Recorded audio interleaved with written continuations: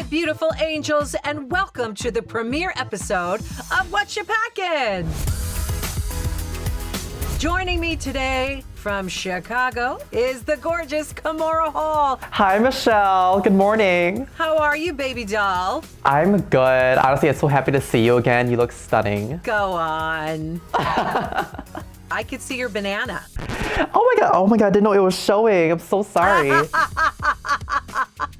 So Kimora Hall, any relation to our reigning queen, Jada Essence Hall? Jada is my big sister. We share the same drag mother, the legendary Taj Mahal. Now you're in Chicago, Jada's in Wisconsin. Oh, she's got drag children all over. She's international, spreading her seed throughout. How did that happen? How did you find your drag mother? I actually met Tajma my freshman year of college. It was like the first time I ever saw a drag show, and I just told myself, like, if I ever wanted to do this, I want to be just like her. Aww. And I just remember like spending months nagging her on like Facebook, like, can you please be my drag mother? Until one day she was like, okay, fine, we can do it. And so that's just how it all started. So we talked a little bit about this on the show, your love for the legendary designer Bob Mackie.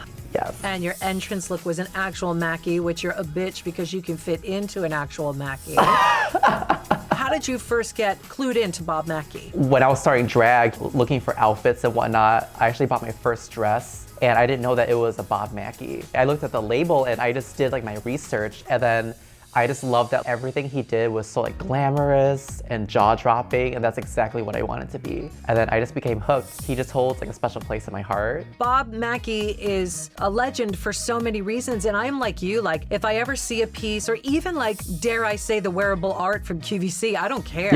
You know, I will pick it up, I will buy it, because Bob Mackie to me is all the iconic stuff you're thinking of. Yes. I aspired one day to wear a piece of Bob Mackie, so I totally understand it. He's already done everything you can do possible to address. Yeah.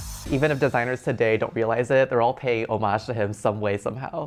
What other designers do you love? The more vintage era designers, like Halston, Bill Blass, the Naeem Khans, the Steven Urich dresses, the Lily Rubin, like that high-end boutique back in the 60s, the 80s. I just love everything that's sequined and beaded, like kind of gaudy. Those are the ones I like hunt for. Shine and sparkle just never goes out of style. You kind of have a vintage look that's been modernized. I absolutely hunt down the vintage Bill Blasses, the Oleg Cassinis. Yes. The obvious choices are the Fendis and the Pradas and the Guccis. I want the older stuff. You gotta really scour the internet for these pieces, like looking for liquidation sales, estate sales. Like I will find a Mackie some way, somehow. And they're out there, but the key is, people, you have to find people who really don't know what they have. I love vintage Patrick Kelly and Steven Sprouse, and trying to find pieces like that. People are charging thousands and thousands of dollars. It's like, no, they know what they have. Right. So when I go to Chicago and I go to Milwaukee, you go to every vintage shop you can, because you will stumble across a masterpiece. And that's kind of what you brought to RuPaul's Drag Race. Now, do you sew yourself? I can sew a pillowcase. Coming into Drag Race, you have to know how to sew. I learned how to do it, so like if I ever got to that challenge, I was prepared to sew a gown. Wow, you went from a pillowcase to a gown very quickly. Yeah, I learned real quick. You know, and I say it every season, it's like, guys, you know there's gonna be a sewing challenge. I don't wanna hear that you can't sew. Figure it out, find a way. So it sounds like you had enough lessons to be able to make a gown, and that's very smart. You take a very long time to get ready.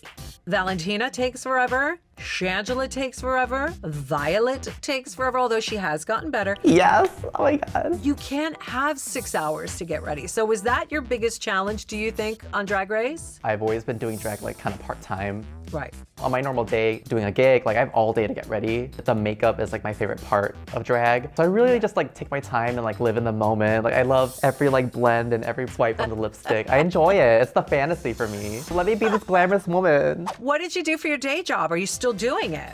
I worked as a research coordinator for a social science institute. And so we did clinical trials on like mental health and substance abuse. So we helped a lot of disenfranchised communities get access to treatment. We helped them with transportation to treatment. That to me was like a very fulfilling part of my job, just being able to help other people.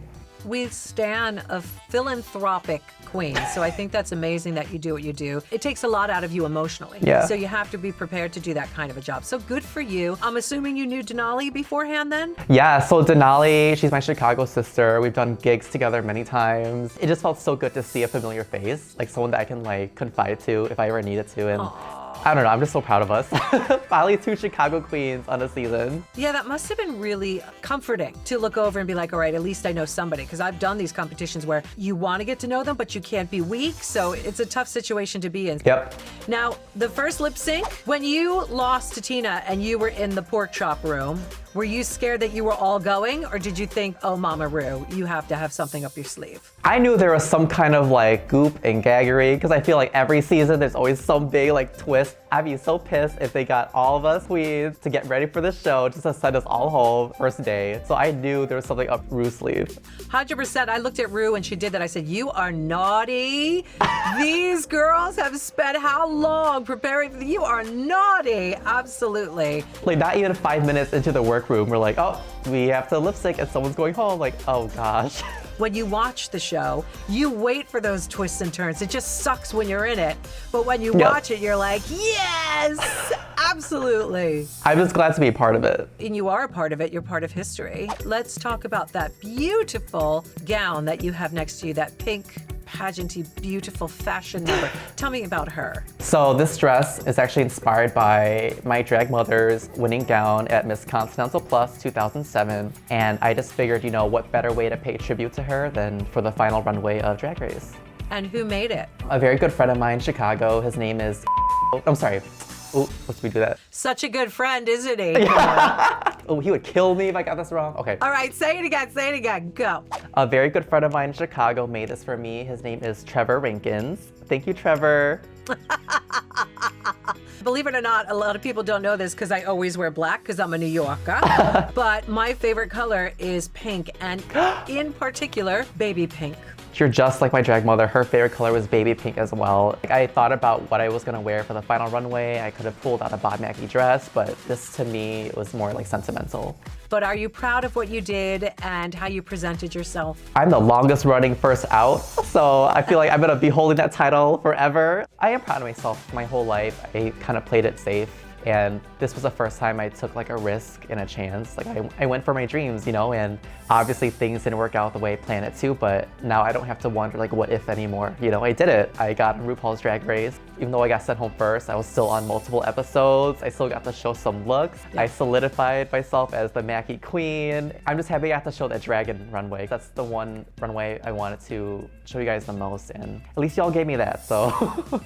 Success comes from the risks. So the fact that you got here, that you're part of Ru's legacy, you're part of the family, is a big deal. So somebody has to go home. Sadly, it was you, but you were still amazing. And you're right, it doesn't feel like you were first because we saw a few different looks. And we will see more of Kimora Hall on social media, I'm assuming. Kimora Hall? Yes, Kimora Hall, yes. You gotta say Ka because it's K-A-H, correct? You got it right, Michelle, you got it. You are an amazing talent. I'm so happy that I got a chance to judge you. Please keep doing what you're doing. Stay sweet, stay adorable, stay Mackie forever. Like RuPaul said, we're all born naked and the rest is Bob Mackie. Yes, I love it. Thank you, Kimora. Thank you, Michelle. Mwah. And that's another episode of Whatcha Packin. See you next time. Bye.